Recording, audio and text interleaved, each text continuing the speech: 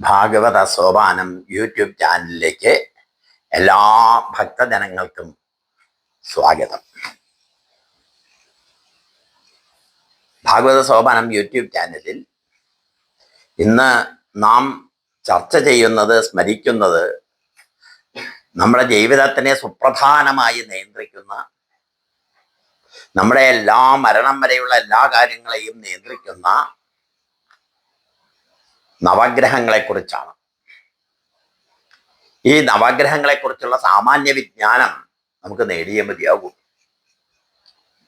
ഇതിന്റെ ആദ്യം നവഗ്രഹങ്ങൾ ഏതൊക്കെയാണെന്ന് ആദ്യം ഇപ്പോഴത്തെ തലമുറയ്ക്കൊക്കെ മുഴുവൻ ഇത് പരിചയമുണ്ടോന്നേ അറിയില്ല, എങ്കിലും വേണം ആ നവഗ്രഹങ്ങൾ ആരൊക്കെയാണ് എന്നുള്ളത് നോക്കുക.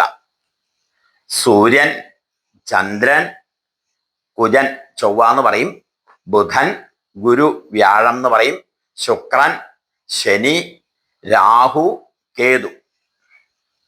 ഈ 9 ഗ്രഹങ്ങളെ ആണ് നമ്മുടെ ജീവിതത്തിനെ നിയന്ത്രിക്കുന്നത്. ഗ്രഹങ്ങൾക്ക് നമ്മുടെ ജീവിതത്തിൽ വലിയ സ്ഥാനമുണ്ട്, സ്വാധീനമുണ്ട്. അത് നമ്മൾ ചന്ദ്രഗ്രഹണ സമയത്തും സൂര്യഗ്രഹണ സമയത്തൊക്കെ നമ്മൾ കാണുന്നതാണ്. വേലിയേറ്റവും വേലിയിറക്കമൊക്കെ നമ്മൾ കാണുന്നതാണ്. അപ്പൊ ഗ്രഹങ്ങൾക്ക് അതിൻ്റെതായ സ്വാധീന ശക്തിയുണ്ട്. അതുകൊണ്ട് രാശികള്, ദശകള്, ഭാവങ്ങള് ഇതിനെക്കുറിച്ച് വളരെയധികം ചർച്ച ചെയ്ത് പഠിക്കേണ്ടതുണ്ട്. അതായത് ഒരൊറ്റ സിറ്റിങ്ങിൽ ഇരുന്നിട്ട് ഒരു ഇതിൽ മാത്രം അങ്ങോട്ട് പറഞ്ഞു തീരാൻ കഴിയുന്നതല്ല. അതുകൊണ്ട് ഞങ്ങൾ ഉദ്ദേശിക്കുന്നു, ഈ ഭാഗവത സോപാനം യൂട്യൂബ് ചാനലിൽ എല്ലാ വെള്ളിയാഴ്ചയും കഴിയുന്നത് വരെ കുറച്ച് വെള്ളിയാഴ്ചകളിൽ ഈ നവഗ്രഹത്തിനെ കുറിച്ച് കുറേശ്ശെയായിട്ട് പറഞ്ഞു തരാൻ ഉദ്ദേശിക്കുന്നു. ഒരു സാമാന്യ വിജ്ഞാനത്തിന് വേണ്ടി, അല്ലാണ്ട് വലിയ പാണ്ഡിത്യത്തിന് വേണ്ടിയല്ല. അപ്പൊ ആദ്യം നവഗ്രഹങ്ങളെ കുറിച്ച് അവരുടെ പേരുകൾ പഠിക്കുക. സൂര്യൻ, ചന്ദ്രൻ, കുജൻ, ബുധൻ, ഗുരു, ശുക്രൻ, ശനി, രാഹു, കേതു. അപ്പൊ ഇവരുടെ സഞ്ചാരപഥങ്ങൾ എവിടെയാണ്, ഈ ഗ്രഹങ്ങൾ എവിടെയാണ് സഞ്ചരിക്കുന്നതെന്ന് ആദ്യം കണ്ടുപിടിക്കണം. അതിന് ഗ്രഹങ്ങൾ നമ്മൾ പറയുന്ന പോലെ സൂര്യനും നക്ഷത്രങ്ങൾക്ക് എവിടെയാ സഞ്ചരിക്കുന്നത്? ആകാശത്ത്. അത് റൗണ്ടിലാണ്. ആ ഭ്രമണപഥം റൗണ്ടാണ്, ഒരു വൃത്താകൃതിയാണ്. ഈ വൃത്താകൃതിയിലുള്ള ഈ ഭ്രമണപഥത്തിനെ ജ്യോതിഷം അനുസരിച്ച് എന്താ ചെയ്യാന്നറിയോ? ഒരു രാശിചക്രം വരയ്ക്കും. നിങ്ങൾ രാശിപ്പല കണ്ടോ? പക്ഷെ അതിൽ സ്ക്വയറിലാണ്. പക്ഷെ രാശിചക്രം ശരിക്കും റൗണ്ടിലാണ്. 360 ഡിഗ്രിയുള്ള ഒരു വൃത്തമാണ് ഈ രാശിചക്രം. ഇതിനെ 12 വിഭജിക്കും. 12 മാസങ്ങൾ പോലെ 12 വിഭജിക്കും. ഈ 12 ഭാഗങ്ങൾ വിഭജിച്ചുകൊണ്ട്, അപ്പോ 360 ഡിഗ്രി ഉള്ളതിനെ 12 വിഭജിച്ചാൽ എത്രയായി? 30 ഡിഗ്രി വീതമുള്ള ഓരോ രാശികളായി. അതിനൊക്കെ അതാത് മാസത്തിന്റെ പേരുകളാ കൊടുക്കുക. മേടം രാശി, ഇടവം രാശി, മിഥുനം രാശി, കർക്കിടകം രാശി, ചിങ്ങം രാശി, അങ്ങനെ തുടങ്ങിയിട്ട് മീനം രാശി വരെ. മേടം, ഇടവം, മിഥുനം, കർക്കിടകം, ചിങ്ങം, കന്നി, തുലാം, വൃശ്ചികം, ധനു, മകരം, കുംഭം, മീനം. ഈ മീനം രാശി വരെയുള്ള 12 രാശികളെയും ഇതിൽ ഉൾക്കൊള്ളിക്കും. ഈ രാശികൾക്കൊക്കെ നാഥന്മാരുണ്ട്, ദേവതകളുണ്ട്. അതിലെ വളരെ പെടുത്ത് പഠിക്കേണ്ടതാണ്.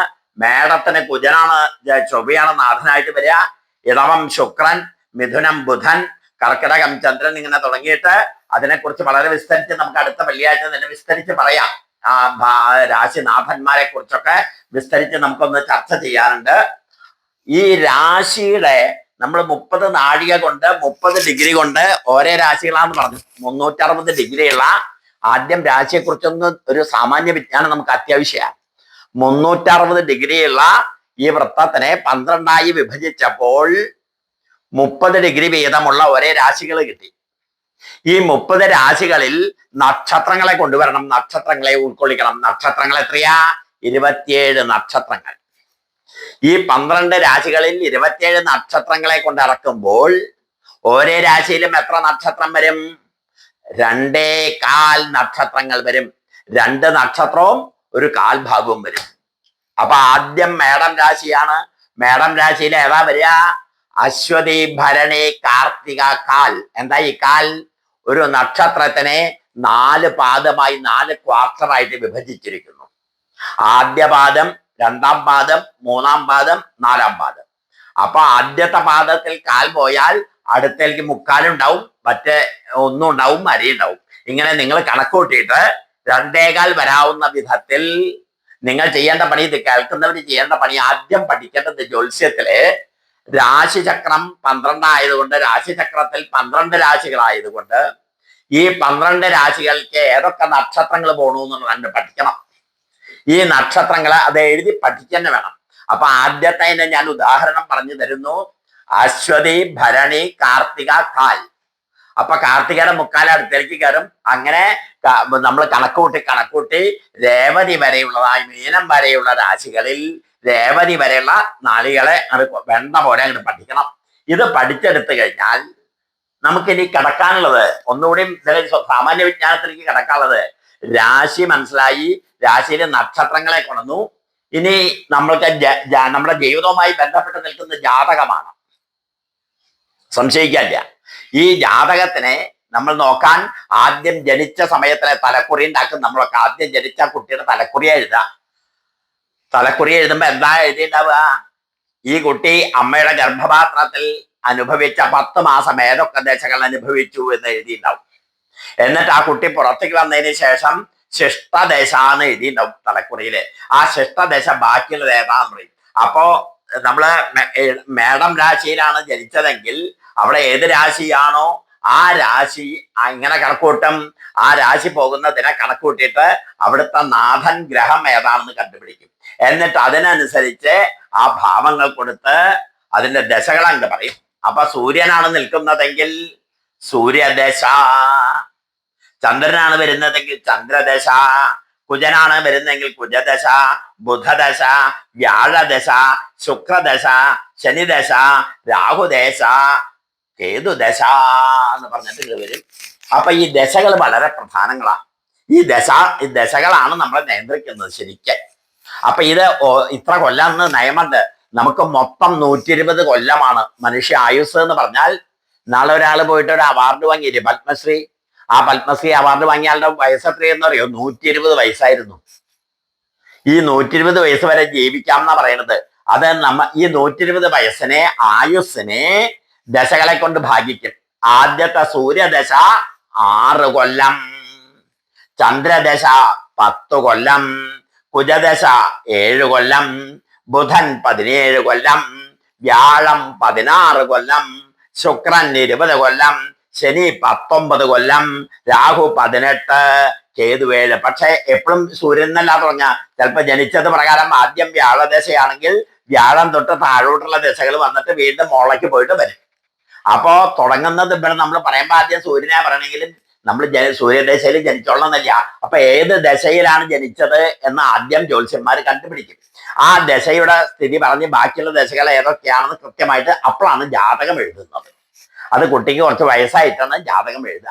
അങ്ങനെ ജാതകം എഴുതി ഇത് കണ്ടുപിടിച്ച് ഈ ദശയുടെ അപഹാരങ്ങൾ നമുക്ക് കണ്ടുപിടിച്ച് ഈ ദശയുടെ ദോഷങ്ങളും ഗുണങ്ങളും മനസ്സിലാക്കി വ്യാഴദശയെ വേണ്ടതുപോലെ വ്യാഖ്യാനിക്കാൻ ഇതിന്റെ ബാക്കിയുള്ള ശാസ്ത്രീയമായുള്ള വശങ്ങൾ ഓരോന്നായിട്ട് അത് വേണ്ടതുപോലെ അടുത്ത വെള്ളിയാഴ്ച തൊട്ട് തുടങ്ങും. അതിനു മുമ്പ് ഇന്ന് നമുക്ക് ചർച്ച ചെയ്യാനുള്ളത് നവഗ്രഹ സ്തോത്രങ്ങളെ കുറിച്ചാണ്. എല്ലാവരും കാലത്ത് എഴുന്നേറ്റാൽ അവനവന്റെ നിത്യജപം കഴിഞ്ഞാൽ നവഗ്രഹത്തിനെ നേരത്തെ പറഞ്ഞ 9 ഗ്രഹങ്ങളെയും പ്രാർത്ഥിക്കാൻ വേണ്ടിയിട്ടുള്ള ഒരു നവഗ്രഹ സ്തോത്രമുണ്ട്.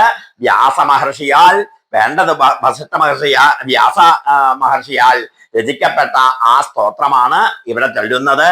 ജപാകുസുമസങ്കാശം കാശ്യപേയം മഹാദ്യുതിം തമോരിം സർവപാപഘ്നം പ്രണതോസ്മി ദിവാകരം ദതിശങ്കതുഷാരാഭം ചേരോർണവതമോദ്ഭവം നമാമി ശശനം സോമം ശംഭോർമഗുണഭൂഷണം. ഇങ്ങനെ തുടങ്ങിയിട്ട് 9 ഗ്രഹങ്ങൾക്കുള്ള സ്തോത്രങ്ങൾ നവഗ്രഹ സ്തോത്രത്തിലാണ്. അതിന്റെ ബുക്ക് നിങ്ങൾക്ക് പുസ്തകശാലയിൽ പോയാൽ കിട്ടും.